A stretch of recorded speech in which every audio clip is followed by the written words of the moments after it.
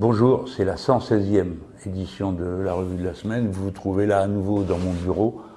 Bon, donc on ne perd pas de temps. Le générique tout de suite.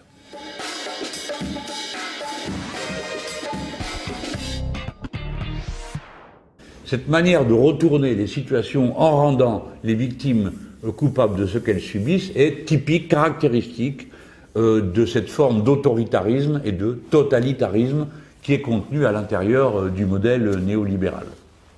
Et vous voyez ça avancer tous les jours. Bon, alors évidemment, ils se prennent des râteaux de première, parce que leur application sur le Covid, ça ne marche pas, personne n'en veut, tout le monde se méfie, à juste titre, parce qu'à peine avait-il fini de dire que ça risquait rien, que tout le monde a découvert qu'en réalité, l'entreprise qui possède, qui intervient à l'intérieur de cette application sur le Covid-19, elle est tenue par des Nord-Américains qui fournissent leurs renseignements aux agences. Enfin bref, vous connaissez cette histoire. Il n'y a aucune étanchéité entre l'application Covid-19 et les services de renseignement. Dans ces conditions, les gens ont raison de s'en méfier. Cette application ne sert à rien. Mais ce qui est important, c'est l'intention qu'il y a là derrière.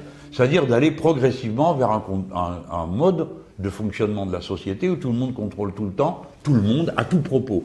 Ça commence avec votre compteur Linky qui se demande combien de fois vous faites la lessive par semaine. Ça continue par tout ce que vous voulez et à la fin, c'est l'application Covid-19.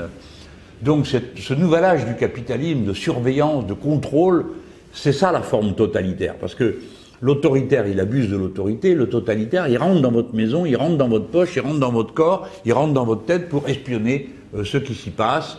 Et à la fin, vous avez des systèmes d'intelligence artificielle qui en savent plus sur vous-même que vous.